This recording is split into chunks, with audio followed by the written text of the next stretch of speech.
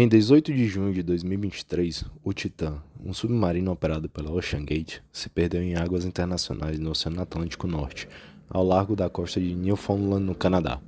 O submarino estava em uma expedição turística para ver os destroços do RMS Titanic, com 5 pessoas a bordo, incluindo o fundador e CEO da OceanGate, Stockton Rush. Devido aos estimados 3 dias de suprimento de oxigênio, houve um grande esforço de resgate da Guarda Costeira dos Estados Unidos e da Guarda Costeira do Canadá, que não obtiveram sucesso até o início de 22 de junho, quando as evidências dos destroços do submarino começaram a emergir, levando à trágica conclusão de que o submarino implodiu nas profundezas do oceano e que não houve sobreviventes.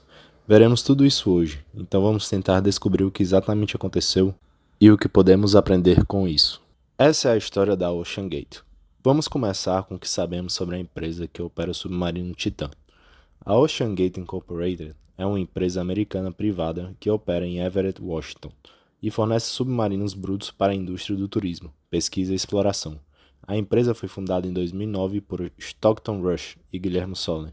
Antes de chegarmos aos detalhes dessa tragédia em particular, vamos mostrar o quão difíceis são os desafios do mar profundo.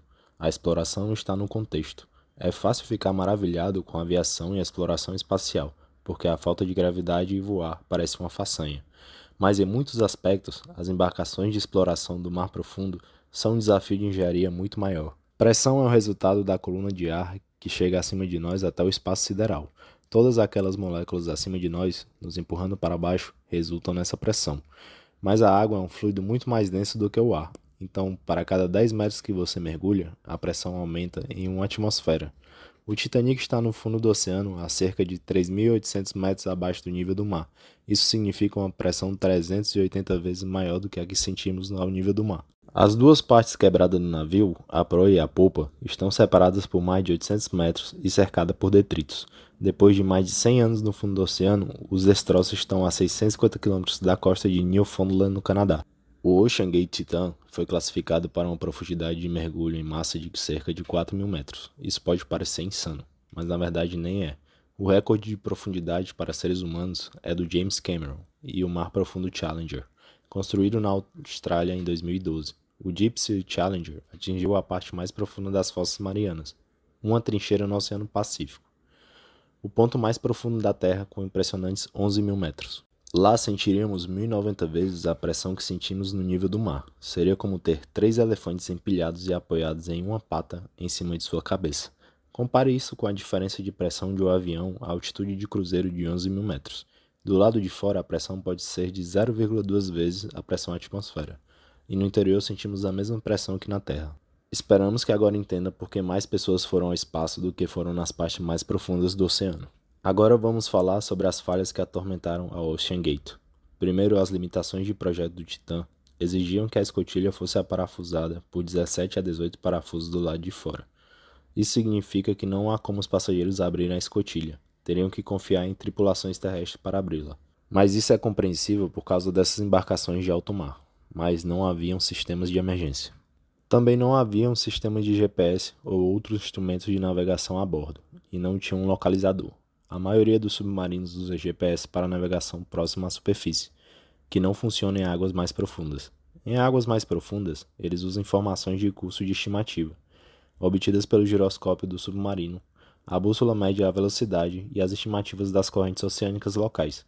Também é usado sistemas de navegação, que é uma fonte de posição estimada. O Titan, em contraste, parecia confiar apenas nos dados fornecidos pela embarcação de apoio da superfície. Em 2019, a OceanGate publicou uma postagem no blog explicando por que o Titan não foi certificado por nenhuma autoridade de navio. A OceanGate afirmou que a grande maioria dos acidentes marítimos e aéreos são, na verdade, resultado de erro do operador e não falha mecânica. Isso soa como um absoluto descaso.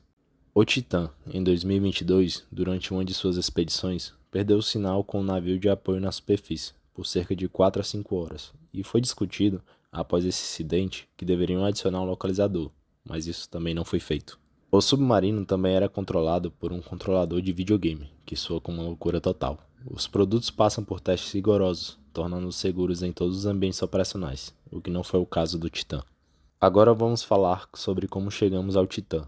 A OceanGate começou comprando Antípodes, que é um tipo de submarino que em 2012 serviu como sua primeira onda de testes para aprender sobre o seu funcionamento. Em seguida, eles construíram, em colaboração com a Universidade de Física Aplicada de Washington, Cyclops, que era uma embarcação marítima capaz de atingir regiões de 500 metros de profundidade, ainda longe da profundidade suficiente para ver os destroços do Titanic. O olho era feito de fibra de carbono, e o submarino mergulharia verticalmente com os assentos giratórios para garantir que os passageiros permanecessem na posição vertical. Agora dizia-se que a Boeing trabalhou com a OceanGate e a Universidade de Washington em seus primeiros designs. Finalmente, eles chegariam ao Titan, seu produto final, que seria avaliado em 4.000 metros de profundidade. Uma das principais conclusões sobre o Titan é que ele é feito de fibra de carbono e titânio.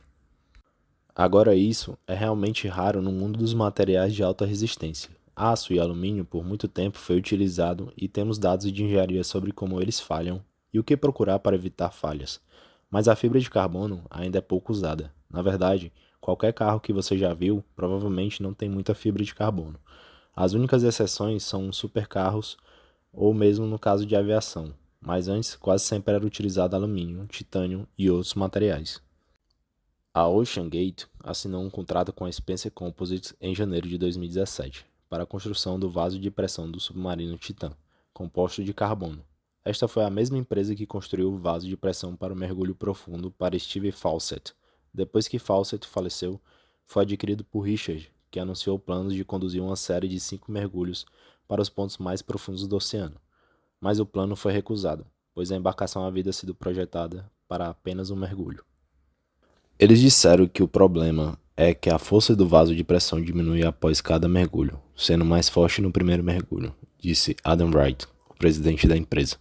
Ele foi projetado para definir o recorde de mergulho nas profundezas e depois ser aposentado com uma exibição no Museu Smithsonian em Washington, nos Estados Unidos.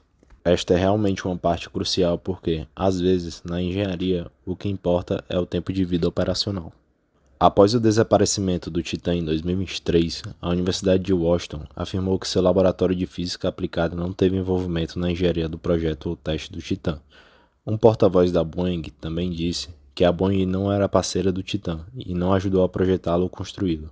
E um porta-voz da NASA disse que o Centro de Voo Espacial Marshall da NASA tinha um acordo com a OceanGate, mas não realizou testes de fabricação por meio de sua força de trabalho em instalações. Basicamente, todas essas parcerias que eles tinham agora estão sendo reveladas, que não eram realmente sociedades. Este é um exemplo clássico de uma empresa tentando obter credibilidade fazendo parceria com a NASA, mas o que exatamente eles fizeram com a NASA não é realmente bem entendido. O diretor de operações marítimas David Lockridge, da OceanGate, apresentou um relatório de controle de qualidade em janeiro de 2018. Declarando que nenhum teste não destrutivo do casco de fibra de carbono havia sido realizado para verificar o estado da fibra de carbono. O teste não destrutivo é uma forma de verificar algo para se certificar de que é seguro sem realmente quebrá-lo, porque a melhor maneira de verificar se algo é seguro é cortá-lo ao meio, quebrá-lo e assim verificar se é seguro. Mas é claro que você assim destruiria o produto. Então, o NDT é algo em que os engenheiros se apoiam o tempo todo para garantir que as coisas estejam seguras, e no mundo da fibra de carbono é muito mais difícil, porque a fibra de carbono não dobra, não cede, não tem sulcos e rachaduras como outros materiais. Também foi relatado pelo antigo engenheiro da OceanGate que a janela de acrílico do submarino foi avaliada para apenas 1.300 metros de profundidade, mas a OceanGate se recusou a financiar o projeto de uma janela classificada para 4.000 metros de profundidade. O engenheiro em questão foi demitido logo em sequência. Rush usou os propulsores verticais para superar a flotabilidade positiva inesperada ao descer além de 3.800 metros. Esses submersíveis são como um balão com ar dentro, então é difícil de mergulhar e, portanto, eles têm maneiras e sistemas de lastro diferentes para conseguir isso. Mas em torno de 3.800 metros, eles teriam que usar propulsores verticais para continuar sua descida, e quando isso acontecia, causava interferência nos sistemas de comunicação. Em janeiro de 2020, o Titan começou a mostrar sinais de fadiga cíclica, e a embarcação foi reduzida para 3.000 metros de profundidade. Depois o casco foi reparado e novamente avaliado para 4.000 metros de profundidade. Estamos no princípio de uma nova era de turismo exótico, exploração entre ir ao espaço para ir à Lua em órbita baixa da Terra ou mergulhar em alto mar. Ainda não sabemos o quão seguro isso pode ser. Ao contrário da aviação comercial, não há conselhos reguladores envolvidos. pois são águas internacionais. A empresa teve que registrar a embarcação mãe que leva as pessoas do Canadá. Então isso teve que ser registrado, mas o que acontece em águas abertas não é muito regulamentado. A aviação é um exemplo perfeito. Se você já subiu em um avião, você pode imaginar o quão seguro você está por causa de todas as pessoas envolvidas, de membros da empresa como funcionários de teste de engenharia da Boeing e da Airbus, até para a FAA e outros órgãos de aprovação regulatória que garantem que tudo seja regulamentado e controlado. Mencionamos quanto peso você sentiria nessas profundidades, e você seria praticamente esmagado.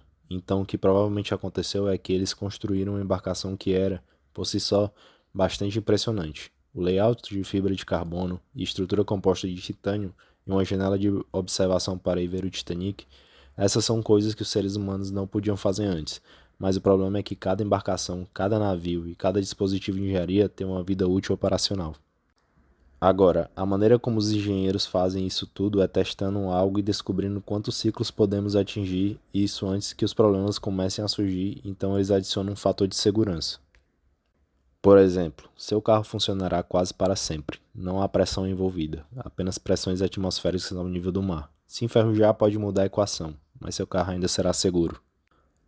Aeronaves são pressurizadas e despressurizadas o tempo todo, e não há como inspecionar cada pequeno canto e recanto.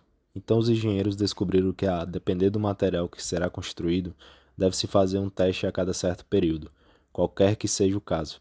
Pode ser uma revisão completa, onde eles derrubem os painéis da parede e inspecionem, verificando se há rachaduras ou outras impurezas, e então eles dirão a partir de quantas horas essas aeronaves serão desativadas. Isso é o tempo de vida operacional. E foi o tempo de vida operacional do Titã que ocasionou a falha. Foi estabelecido que eles não estavam fazendo testes não destrutivos para ver o que estava acontecendo com a fibra de carbono. Mas esta é uma nova fronteira, e é por isso que é tão importante cobrir novas fronteiras. Elas são emocionantes. Estamos à beira do turismo espacial, onde pessoas podem comprar uma passagem para subir e dar a volta na Lua e se divertir um pouco, almoçar e voltar para casa. Sempre que temos novas fronteiras, temos incógnitas. É isso que o torna uma fronteira tão emocionante. Não existe um manual e quando você tem que construir embarcações capazes de suportar as pressões das águas profundas do oceano. Há muito que é desconhecido e é por isso que não temos versões comerciais disso. Acho que este submarino tinha algum fator de deformação, algo que estava acontecendo ao longo de alguns ciclos. Eles desceram com sucesso e voltaram 3 vezes, e na quarta vez, por conta da deformação, o casco não resistiu. O ser humano sabe mais sobre o espaço do que sobre nossos oceanos profundos, ou terra profunda. Estes são ambientes muito difíceis de chegar. Esse foi um evento trágico. Esperávamos que encontrassem eles em algum lugar, e que tudo isso seria uma lição de aprendizado sem perda de vida. Não foi dessa maneira, mas na engenharia sempre temos que aprender com nossos erros. Se você acredita na liberdade, e você sabe que as pessoas correram risco, e que elas sabiam o que estavam fazendo, acredite na liberdade e em assumir seu próprio risco ou fazer suas próprias escolhas. Mas eles entenderam completamente o que era essa embarcação? Era totalmente conhecido? Para eles, provavelmente não. Então essas são coisas que podemos tentar melhorar e talvez na próxima vez criar uma metodologia melhor.